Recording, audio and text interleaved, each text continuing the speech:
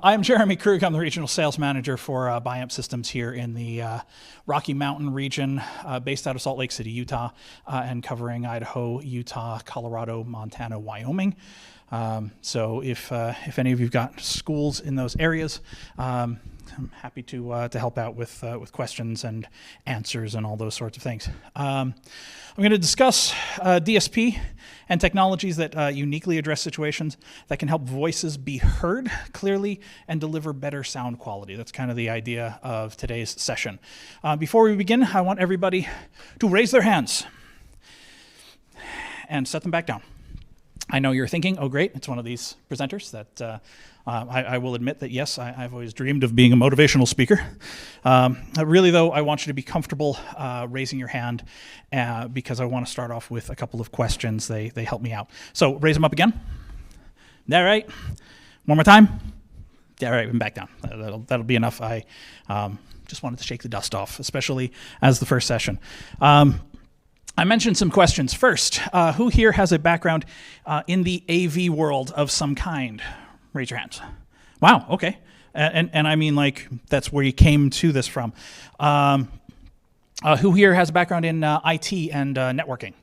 Not me. All right, so that's kind of what I figured, was that we'd have some blend of folks. Who here happens to specifically be an audio person? Video? It just kind of gives me a sense of things. Anybody coming from the background of architecture or accounting? I'm kidding. I said that would be the last one. I just figured I would ask. Here's a quick introduction so that you know where I'm coming from. I always think that's good for you to know, so that you know what questions are fair game. And please, by all means, stop me in the middle of things. Ask questions. I'm happy to answer them as we go. It gives me a break, and I don't ramble on. Currently, regional sales manager of Biamp Systems. Formerly field sales engineer for Biamp on what we call our building infrastructure side. That's actually the sound masking and paging. I came to that because I was the field engineer for Cambridge Sound Management, our sound masking company, starting in about 2014. So coming up on, oh my God, it's coming up on 11 years. But did that, providing technical resources across the Western U.S. Biamp acquired Cambridge Sound Management about 6 years ago, so I came with the house when they bought it, and that's how I arrived here. Previously, I worked in both commercial and residential AV installation. So actually my first job out of school was high-end residential installation in Colorado. So I ran around doing high-end home theaters, whole house audio control systems, that sort of thing at the dawn of DVD. Maybe we were a year or two into DVD. It was 99 to 2002. The dawn of plasma TVs, back when a $20,000 42-inch plasma weighed 100 pounds, and you were really, really careful when you had to put it up on the wall. And then probably one of the big ones, the other big one that I credit is Washington State University. I spent almost a decade there at the School of Music. I ran the recording studio for Washington State's School of Music. So built the recording studio. I was the first engineer that was hired there, so I got the honor of buying all the gear and setting it up and then running a studio. It was kind of fun. I also got the opportunity to manage student employees. Anybody here manage student employees? Anybody here manage faculty? And I don't mean manage them in the sense of like tell them what to do, but manage them in the sense of like, herding cats or cleaning up their little messes as they go, explaining to them that no, you can't fax that email to your cousin's microwave so that he can share it on TikTok, right? It's the things they ask for. Built and ran the recording studio, and I did teach audio engineering as well. I taught an introduction to sound recording class. In fact, actually, I even wrote a textbook on the Pro Tools recording software, specifically on the plugin suite, which is all of the effects processors that are within that recording software. So, kind of like applied DSP. So this is kind of a native area for me. And my background is that I studied music performance and audio engineering at various schools over time. So that's where I'm coming from. Any questions that relate to that are totally fair game. So by all means, share as you like. Presentation agenda. Oh, that's right. I was going to add more pictures to this. So we're going to go through a couple of things. What is a DSP anyway? Yeah, I know you know, but for the folks who don't. Basic connections, signal flow, and some of these are going to be pretty short because I want to get into the, what we do, what tweaks and adjustments we can make to make it sound better. A little bit about numbers because that's important, and honestly, even the most advanced folks don't really know it. And then going through how to protect the equipment with things like filters and limiters. Some basic automation tools, and some of the specialty processors that are available now in newer DSPs. So got a bunch of things to get into. So yeah, what is a DSP anyway? I'm sure many of you have a general idea, but it doesn't hurt to get into it. It is a mysterious box of endless wonder. I mean, actually, that's not really a terrible analogy. Yes, I'm going to show some stuff from Biamp. If there's anybody here who's not from Biamp or doesn't use Biamp, it's okay. I promise. This is kind of agnostic, but I know where to get good photos, so it's kind of what you do. So our mysterious box of endless wonders. In effect, that's what a DSP is, a digital signal processor designed to manipulate audio signals. Inside is a processing chip. I'm not sure if this is actually the one that we use, but it was a pretty picture. So ideally, one that's dedicated to the task of audio processing. And a side note on that, just like having a separate graphics card helps make your video display better. So do you know any gamers, serious hardcore gamers, that use the video card that's built onto the motherboard versus the $5,000 ATI Radeon, whatever, right? So audio DSP chips do perform better when they're dedicated DSP chips versus something like a CPU. That's just kind of the nature of the beast. And at its most simple, even though it looks maybe not as simple, here's what's going on functionally. Analog sound is picked up by a microphone. It's turned into an audio signal. That signal's adjusted a little bit, maybe turned up or down or volume. This one shows an anti-alias filter. It's just taking off extreme high frequencies. It's converted from analog to digital, moves from what we would think of as a sound wave to digital ones and zeros. Moves through the DSP processor and then back out to a digital to analog converter and out to the speakers. And a bunch of stuff happens here. That's what we're here to talk about. But because there's these other pieces around it, I like to kind of get to the stuff around the edges as well. So we're going to talk about that. The most common functions aim to turn the DSP into one of these. If you look real careful, that's actually also Biamp from when I was like 5 years old or something like that. But it's some of the origin of where the company came from. So we do come by some of this stuff honestly. And really, the idea of a DSP is that it can be programmed to be a mixer. It can be programmed to be an effects processor. It can do a lot of the functions that normally would take lots of equipment like this. Okay, maybe not specifically some of the really high-end reverbs and stuff like that are in there. I know somewhere in here there's one or two studio guys that are like, oh, that looks so cool. I'm one, so I get it. But that's sort of the idea. And where can we use DSP? You know where you tend to use them. Actually, I didn't really ask how many folks are focused on classroom technology, kind of specifically. And then do you also happen to do the office and like conference rooms and administrative stuff? Some of you, most of you, okay. Anybody into other areas, auditoria, sports ball, all those sorts of things, somewhat. Okay, you're sort of hesitant. But the other spaces, and that's why I like to ask paging. Anybody do paging or building wide, campus wide stuff? All right, gives me an idea where it is.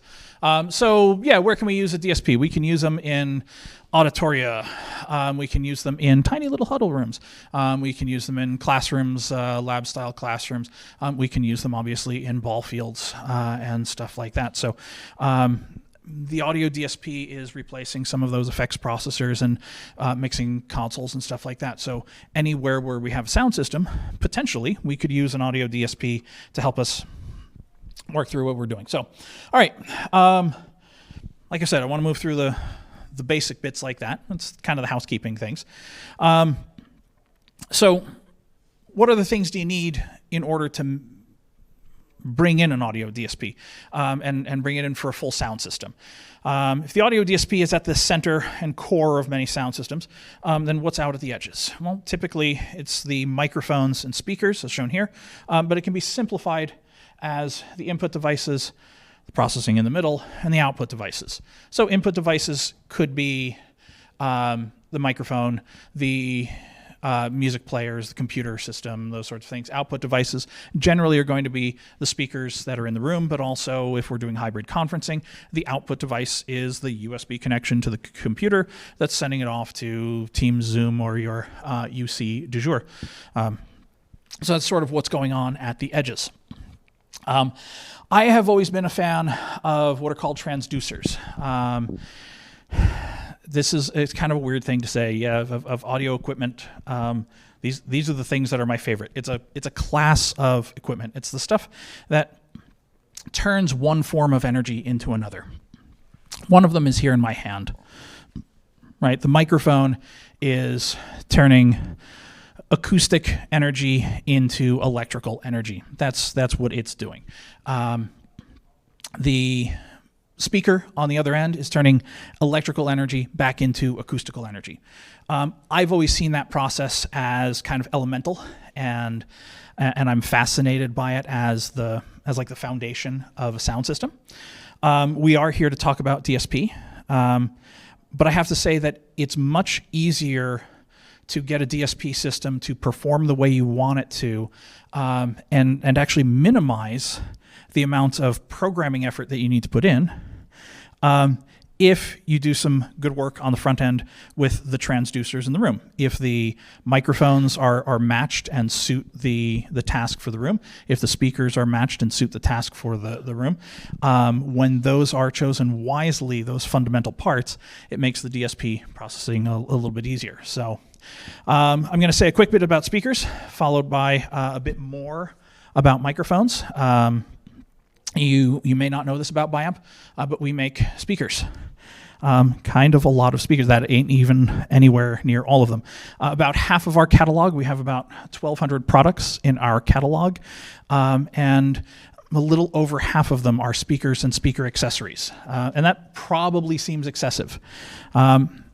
But a good reason for that is because even within a product family, like the R-Series speakers that we have here that are generally outdoor speakers, sports field speakers, we have different variations on the models based on where we need to put sound. If I need to put sound in this area but not that area, then I want to adjust how the speaker is sending sound out into the world. So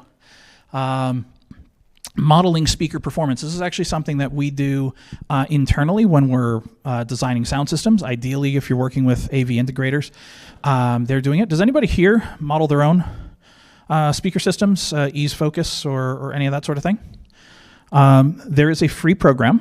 I got no dog in this fight. Well, I guess actually we have a little bit of a dog in the fight because we pay to help the company that developed the Ease software to have Ease Focus as a free piece of software. So our corporate support helps them have the free software. But there is free software that allows you to model speaker performance. And we do that as a service for our dealers. We do that as a service for end users. So we do that all the time.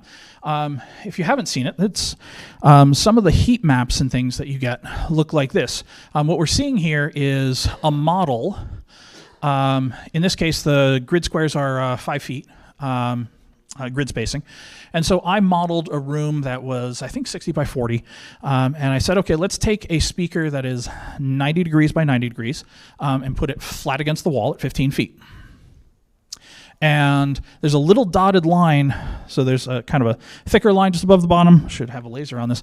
And then a dotted line above that. That dotted line represents the listening plane. So if everybody's sitting down in the room, that's where their ears are on average. If I have a speaker flat up against the wall, 15 feet up in the air, and it's 90-degree throw, well, half that energy is going up into the ceiling where I don't need it. There's no ears up there. If there's ceiling structure, which there probably is, that sound's going to bounce around, and it's going to arrive at the listener's ears later than the sound that's coming directly from the speaker because it's got a longer way to go.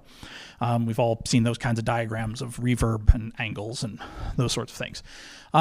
So just looking at something like a 90-degree speaker, which is a conventional throw on most speakers that don't have directional patterns, we think of them as 90-degree conical. If I just point it straight out into the room, a bunch of the energy is going where I don't want it. Okay, I can tilt it down. So this is the same 90-degree speaker. I tilted it down, I don't know, maybe 30 degrees or so. It put more of the energy down into the listening plane. It's still going where I don't need it, but I picked up the front of the room a little bit better compared to there. I'm just doing screenshots, so the scale shifts a little bit. Pardon that. I didn't want to try to show this software live. If I take something like a 90 by 60 speaker and fill it in and put it at the same thing and angle it a little steeper. Well, here what you see is that dark blue up at the top is saying, hey, okay, I'm not throwing as much sound up into the ceiling. And these are 5-foot squares still, so the ceiling at 25 feet is still going to be getting some energy bouncing off of it, but not nearly as much as we were getting with this one that was throwing a lot of energy up to 30, 35 feet, right? So that's a possibility. And that's just going from a 90 by 90 speaker to a 90 by 60. That's why we have those options. If I go to a totally different speaker family and use something like a column speaker, well, I've got a speaker that runs kind of like a laser beam. In fact, as I look at it, all right, I'm going to totally Star Wars geek and say, dude, it's a Star Destroyer. Anyway,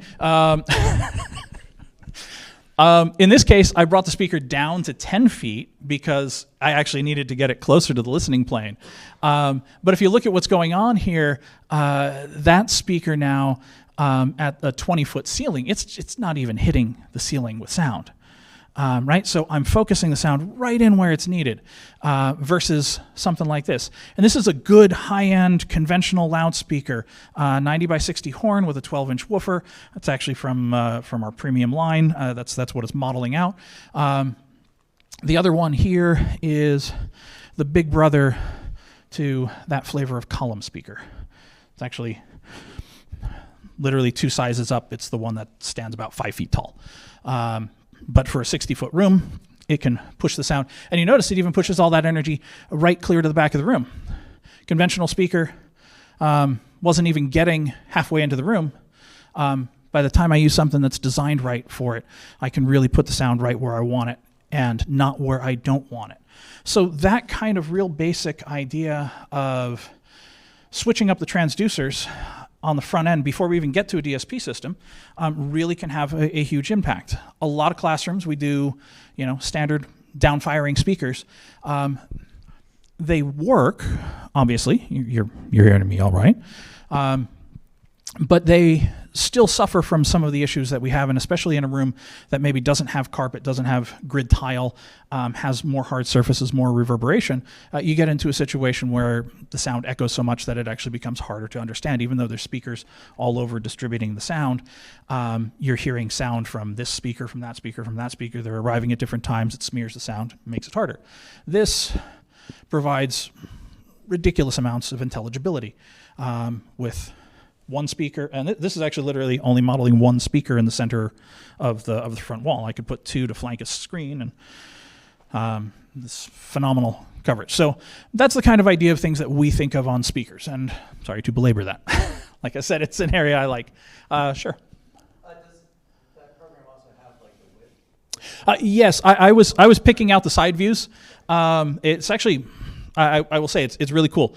You can load in a floor plan and you can set up where things are. It's the free version does not calculate walls. So it doesn't factor in bouncing off a side wall and stuff like that. That's the one you pay for. But honestly, I use the free version. It took me a little bit of time to learn it and get used to it. It feels a little clunky, but it's pretty cool. And honestly, not just us. I'm sure other manufacturers offer some training help on that. We'll sit down with your folks for an hour or two and walk through how to work it. So looking at a real classroom, I think this is the picture that I had up earlier. Two speakers are tilted ever so slightly. So we are throwing a lot of energy up at the ceiling. This is not a room I'm familiar with. Literally, this was a picture I found on the internet. So I'm not actually sure what the brand and model of speakers are that are up there, what their pattern is. I'm guessing that's a big subwoofer on the right side. Maybe it's flanked with another on the other side. Not sure, but it's kind of what's going on in there. But what about microphones in a space like this? Especially these days, if we're doing hybrid, are folks still building hybrid classrooms? We still seeing a lot of that. I imagine Gen Z is still very much in a mood of, I don't want to go to class. I want to sit out on the quad and play with my puppy while class is going on and just watch it on my phone. They do that. I get it. So, all right. I had asked in, actually, I meant to change this from conference room to classroom, but what's exciting to know is that the audio industry in general has been innovating microphone technology for the corporate space for decades. So your classrooms and lecture halls get to be the beneficiaries of the innovation. A lot of the technology is aimed at corporate conference rooms rather than classrooms, but that's okay. So we get to have systems that work in a different way than they used to. Microphone technology has advanced. The laws of physics haven't. How sound energy travels and interacts with spaces is just the same as it ever was. Proximity to the microphone is still a key aspect of good audio quality. If I get up on it like this, it's a lot easier to hear me than if I'm down like this. And I realize that I'm doing it myself the whole time. I try to do this for effect when I need it, but it's the stand-up comedian in me. No, actually, I honestly have not ever done stand-up, but I may try to help with the NWMET auction tomorrow night, because I did have fun the last time I did that when it was up in Helena. But yeah, nobody holds their cell phone further away from themselves to be heard better. We get it up where we can, right up against us like this, so that we can be heard more clearly. And reverberation in the room. Forgot that I had the picture in there as I was talking earlier about the sound bouncing all around the room. That's still an issue. What has changed is how we utilize technology and multi-element microphones. So if I take a microphone like this where there's only one spot that it's picking up my voice, it behaves a certain way. If I take an array of these and put them together, I can get more out of it. Just like we have two ears, just like we have two eyes. But our eyes are both on the front of our heads. Anybody hunt? I should put that down. I don't, but I know about this. Predator animals have eyes in the front of their head. Animals that don't, your grass eaters, have eyes on the side of their head so that they can see what's coming, versus the ones that go out to reach it and grab it. So that's why a cat's got eyes on the front of its head and a cow's got them on the side. Anyway, our eyes are both on the front of our heads, facing forward. Our ears are on the sides of our head. And it's going to sound weird, but they both hear sound actually exactly the same. If you have somebody who has hearing in only one ear, they actually can't tell what direction a sound's coming from. They won't hear everything coming out of their left ear. They will hear everything coming in the same. The thing that makes it so we can understand the difference is actually the space in between our ears. I know that makes that a really creepy picture. But it's the space in between that makes the ears useful. It's a very kind of Lao Tzu kind of Tao Te Ching kind of idea. It's the empty space inside that makes the bowl useful, right? So anyway, so it's the space between the ears. And what happens is if there's sound arriving at your ears differently, a little louder on one side than the other, our brain processes that information and says, okay, the sound's coming from over here and not over there. And if it arrives a little sooner, then even better. The distance is a little shorter from one side to the other. And even though that's a very tiny difference in distance, our brain can actually pick up that difference in timing and identify, and actually it picks up timing differences more accurately than volume differences to detect where sound is coming from. And that's how we know that a sound's coming from over here or over there. And our ears are on the side of our heads so that they can be a warning system, so we hear in all directions. It's also why we don't have ear lids. We can't close them. They're our emergency alert system. So that's what's going on with our ears and our brains doing that audio processing in the middle. Well, can we do the same thing with a microphone? Sure.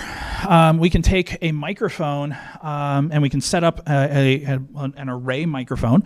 Many of you probably use, folks, not ours, where you can take a panel of microphones in an array and say, okay, I want to create a lobe of pickup that picks up here and picks up here and picks up here, and you create basically virtual microphones within the space. That's referred to as beamforming technology, and you program it in a way that focuses where things go, and they work astoundingly well. I never disparage our competitors on that. It's really fascinating technology. We took ours personally, the Biamp, in a different direction. We said, hey, can we take the DSP a little more, dial it up a little bit more to do something different, and say, hey, we can actively listen. So instead of programming where things go, we can actually just listen and adjust on the fly. So this is a family of microphones that are referred to as beam tracking microphones. It's very effective if somebody gets up and walks around in the room, which I am one of those folks who would totally do that in a meeting. So what that microphone's going to do is actually set up multiple lobes to be able to follow a person around the room. As best as you can represent that with an animation on on PowerPoint. But that's sort of the idea of the microphone listening all the time to analyze what's going on, but then also listening to pick up what's being heard and adjusting accordingly to get the best sound delivered where you need it. So beam tracking microphones are an interesting technology, and they are then an extension of the DSP brain. Small ceiling microphone, about the size of my hand. In fact, actually, conveniently, there's one of them sitting right in front of I think that's one of ours. No, oh, maybe not. Maybe not. Got excited for a second there. Oh well. But they're a fairly small device. They connect into the DSP system and allow the processing to take place in a little distributed DSP box or in the central DSP box. So that's what's going on, and it's a kind of a merging of the two technologies. And then if we take that analysis concept a step further, comparing what is detected at each microphone element to know if it's speech or if it's noise, then we can also cut the noise out that's detected at the microphone element and have other signals available to kind of patch up the holes. Now I'm not talking just about your cyclical noise, like the rumbling HVAC or stuff like that. We're talking that we can actually start to do things with the DSP that gets a little more fancy. We can detect key clicks, pen tapping, even the annoying kid in the back of the classroom munching on potato chips during the lecture. It's actually kind of a fascinating technology when you hear it deployed. The bummer about it is that it doesn't fix it in the room because, well, the kid munching potato chips is just munching potato chips, and I can't make that go away unless I send him out of the room. But the person on the far end of the call doesn't hear a thing. So it's pretty fascinating technology that way. And it's an application of DSP going in and taking out that noise. So when you bring it all together, the latest conferencing technology for beam tracking microphones and noise cancellation have the potential to deliver clearer sound to the person on the far end of the call than the person in the classroom will actually experience. It'll be better. In a sense, it'll be better to not be in the room than to be in the room. So, sounds pretty cool to me, I think. And anyone else? Sign me up. I'm sorry, that's the sales guy. That's the discussion for the exhibits hall. It's a bad thing to put that. No, don't worry about it. But so that's where I wanted to talk about the idea of the microphones and speakers and that sort of key part of the sound system before we get into DSP. All right, a little bit about the numbers. And how are we on time? Good, okay. I'm not sure where you are as far as understanding some of the numbers in audio systems. Seasoned engineers don't necessarily know the difference between the numbers that we talk about for frequencies and for volume levels in decibels and such. So I'm going to give you about 2 days of classroom time in like a couple minutes. Ready? Yeah, here we go. Oh, wait, no, that went really fast. I jumped right to the second slide. So frequencies and human hearing, the human range of hearing that's up here. These are always interesting and weird charts to try to find. I didn't try to build one. I looked online, picked one that was reasonable.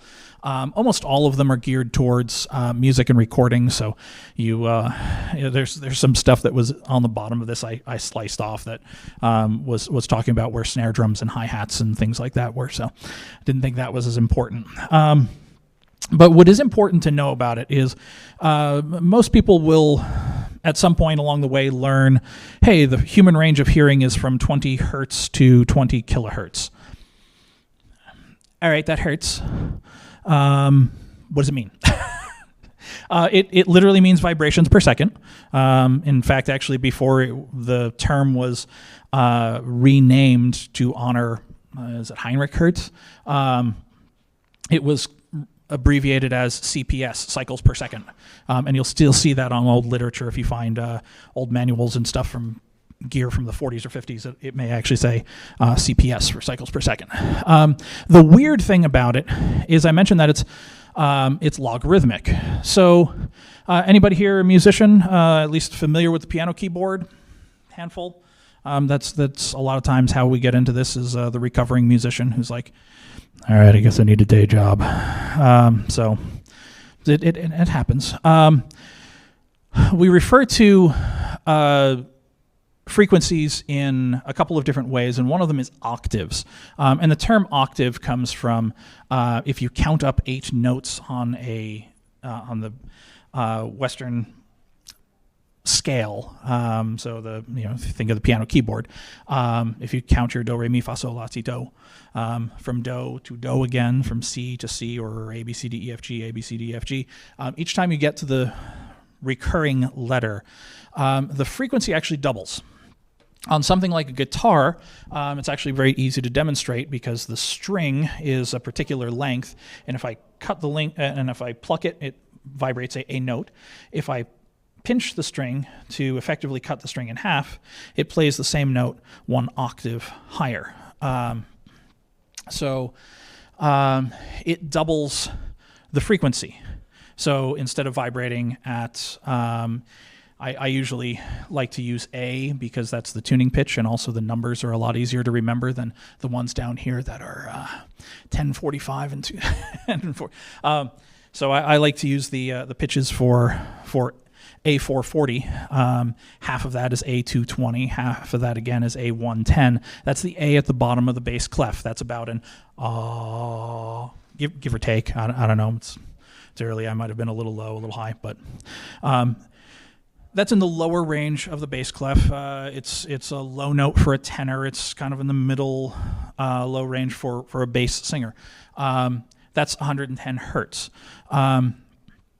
Tuning pitch is a little high, is double that twice at 440.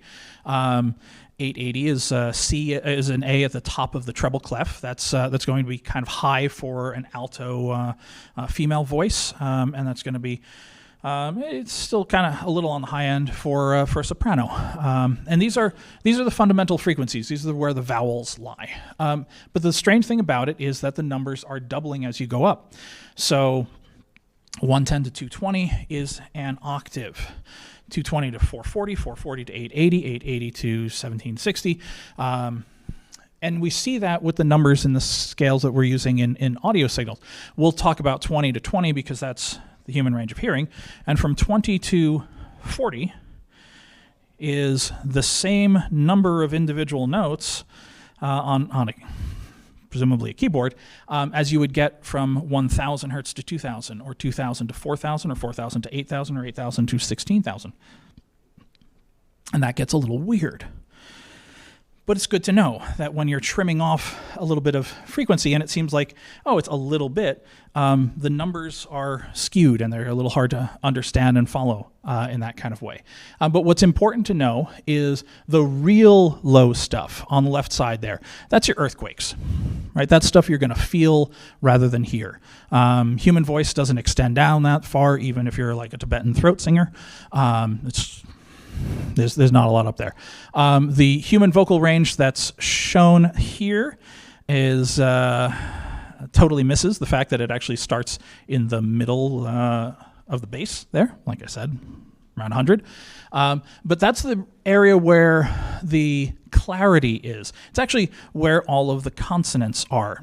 Doesn't matter, you, me, anyone, any language, we place consonants, the k, t, t sounds of our voice, up in that higher frequency range.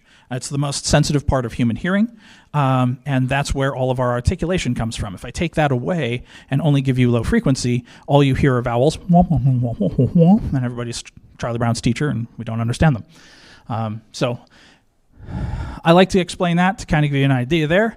And then I spent a little more time than I wanted to, so we'll go quicker here. Loudness levels, the decibel. I also love pointing this one out. Hertz, capital H, little z. Decibel, little d, big B. Just to be confusing. Any guesses why? It is a tenth, a deci, of a bell. It's actually named in honor of Alexander Graham Bell.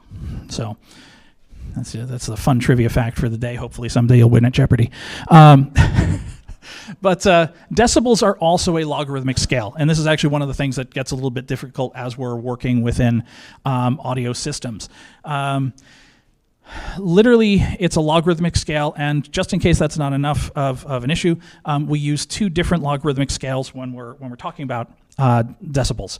We use log base 10, where 10 decibels is 10 times the power. When we're talking about audio acoustic or sound acoustically, and we use log base 20, where 20 decibels is 10 times the power when we're talking about things electronically or inside of a DSP. So inside your DSP, if you want to double the volume level or have the volume level of sound out there in the world, you are going to increase it by 6 decibels or decrease it by 6 decibels. If you want to increase it by 10 times the power, you're going to go up 20 times or take it down, 20 decibels is going to be 1/10 of the power. Out in the real world, numbers are half that. 3 decibels is half the power or double the power. So I like to mention that. And here's a real world example of how that works.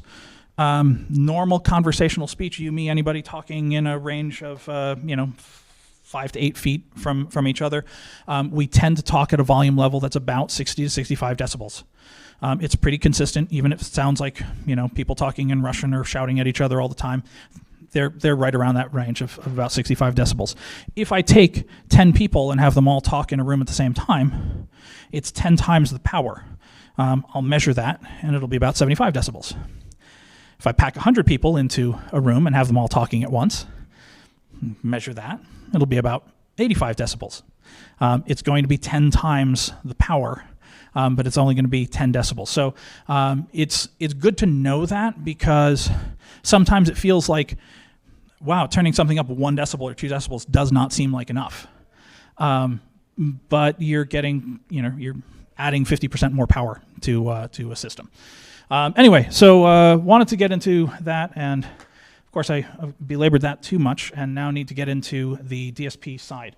So we're going to have some a little shift here outside of PowerPoint. We'll experiment and see how this goes. So I'm going to change this up to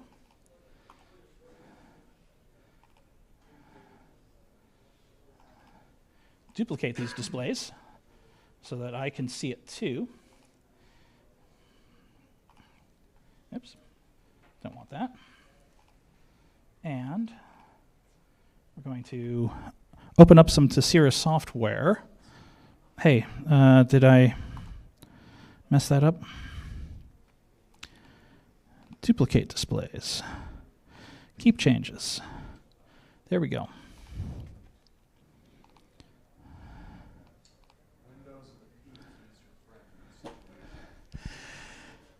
Oh yeah, you tech guys in the room. I knew you. There was going to be somebody, right? So okay, now we have this weird thing where I can use this microphone, which that's probably the noise canceling algorithm that I put in, but I do have a little bit of delay on this one. However, I figured that if we could listen to this, and I've got some music. You can find my music player. We can talk a little bit about audio signals and adjusting them. So, music player was supposed to come out of the bag and be plugged in already. Let's go ahead and take this.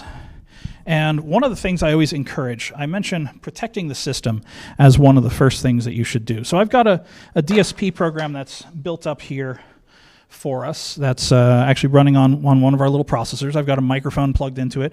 I have a USB connection plugged into it. And as these things want to have happen, it ends up being a bigger program than you think. So over here on the left, I've got my audio inputs coming into the system. In this case, just one microphone. My USB I have coming in stereo because it's coming from a music player.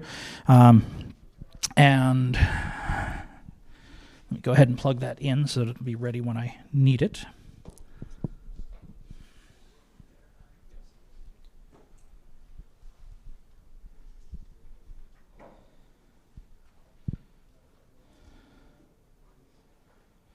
Okay.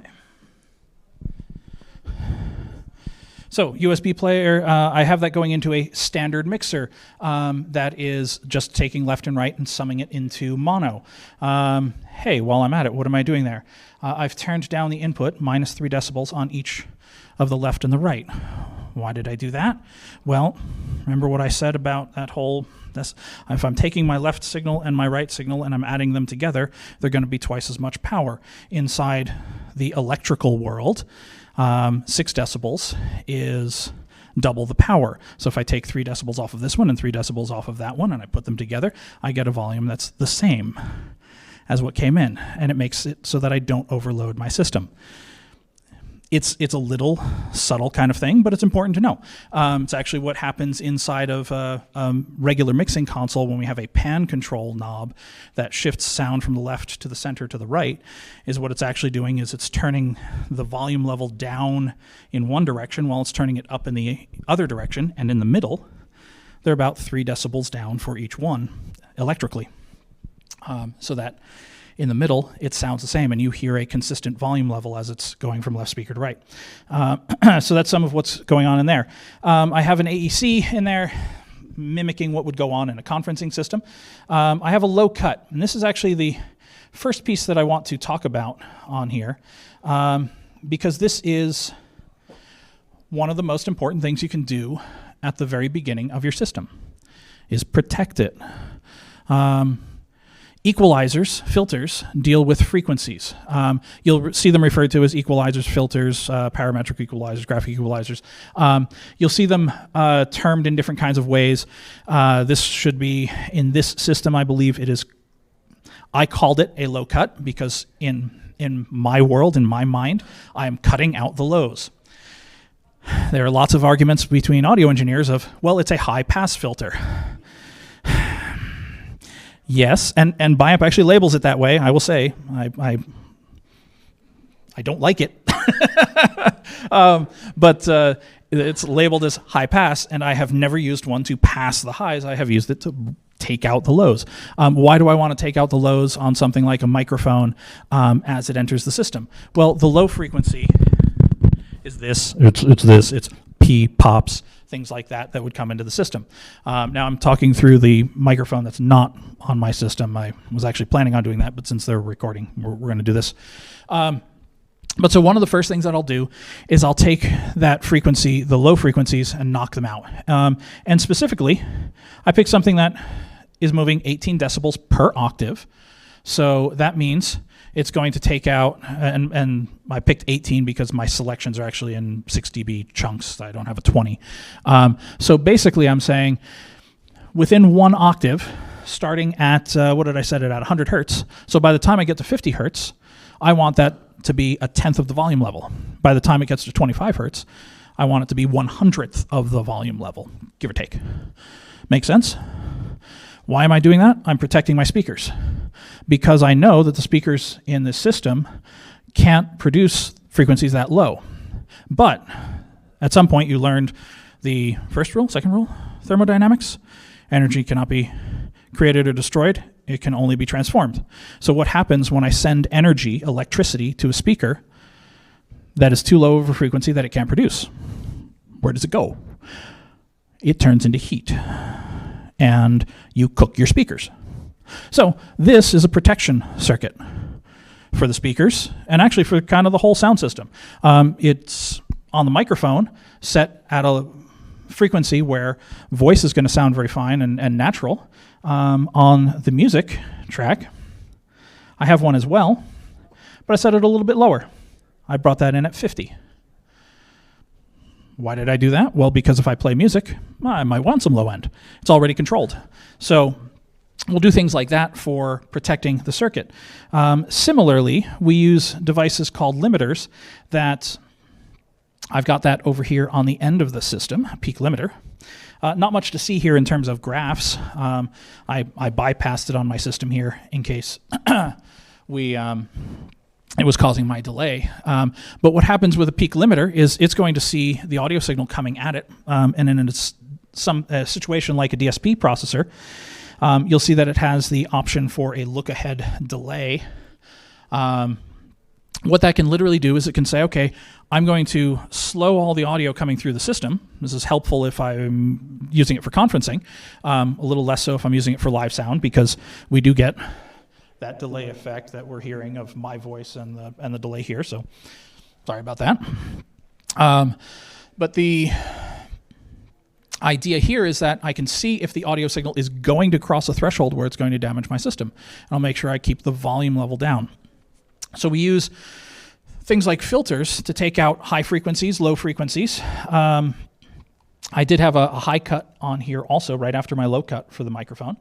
I wanted to take out the extreme highs, and you see that I set that actually really, really high up there. What did I set it at? 16,000. But I also set it sharper. Well, no, didn't I? I set it at 12 dB per octave. But you'll see that it looks significantly sharper because that's the nature of how that's going to look up there when the numbers change in that kind of scale. But what I'm doing there is I'm protecting against somebody dropping a microphone and having a real sharp sound coming out of it, and potentially blowing my tweeters on my system. So that's one of the tools that we have for protecting the system. I won't go back to the PowerPoint, but the next thing I wanted to look at in addition to this was mixing. Some of the basic mixing functions that we want to talk about. Matrix mixing, I'm sure that you guys use this a lot. I set up just an 8x8 and threw it in the middle of this system as I was putting it together, and I understand that we're tight on time, so folks need to go. Thank you very much for being here and all of that. But so matrix mixer is just simply routing this to this. So I have my USB input. I want to send that to the speakers so that I could play music. I have my microphone input. I want that to go to the speakers, but I also want it to go to the USB output so that it could function as a conferencing system. So matrix mixers, I'm sure you're familiar with these. Ideally, you'll have some volume level adjustments, but you won't tend to use them too much in these unless, again, you find that you are summing signals together. So something to consider is the reason why we have the ability within these to actually set levels as something's coming in and adjust that cross point is so that if we are adding signals together, we can adjust the volume level so that they come out the same way. So I showed you that one. The auto mixer, I didn't put one in on this because there again, it shows settings. It doesn't necessarily show the function, but there are two kinds of auto mixers in a system like this. And actually, if I disconnect, I'll show it to you real quick as I bring up. We refer to them as gain sharing or muting auto mixers. So, like I said, there's not a lot of control to it. But the idea of an auto mixer is that I can select a maximum number of microphones in a system. So let's say I've got a panel discussion and I've got 6 microphones set up. And I don't want to have all 6 microphones on at once, or maybe I do. This is the difference between a muting and a gain sharing. In a gain sharing system, anytime somebody starts talking, the overall volume level for the group comes down a little bit as more people talk. So if one person's talking, they get full volume. If 2 people start talking, the volume drops down 3 decibels for each of them, so they come out the same volume. If 3 people start talking, it drops down again, so that it adds up. And so we share the gain so that as multiple people start talking, it doesn't increase the volume. It's an automation that's built into the DSP. Or by contrast, we can use a what's called a gating auto mixer, where we say no more than 3 microphones can be on at the same time. So now if multiple people are talking, we can stop and adjust them and knock them out that way. So I wanted to get into a little bit more of this, and man, that is always the danger of these things. I know that we are up against time, and I believe there's somebody else like hot on my heels, and I need to tear down gear. I thank you for suffering through this, especially since I didn't get to the DSP part as much as I wanted to get to the DSP part. I hope you all learned something. Again, I'm Jeremy Krug. I'm with Biamp. I will be at the table out there at the exhibitors and at the events, so by all means, please feel free to drop by and ask questions, since we didn't get a chance to do them here. If you'd like to grab my card, and we can talk as well, and I'm happy to do more of these sorts of training sessions. Happy to come out and also train some of your staffs as well, if it would be helpful for them to do that. And we can time it a little bit better so that we actually get in all the stuff that we want to learn. So any last minute questions before we're shuffled out of the room? Thank you so much. My apologies again for the not getting through everything, but I really appreciate everybody's attention, and I look forward to talking with you more while you're here, and enjoy the rest of the event. It's only just getting started.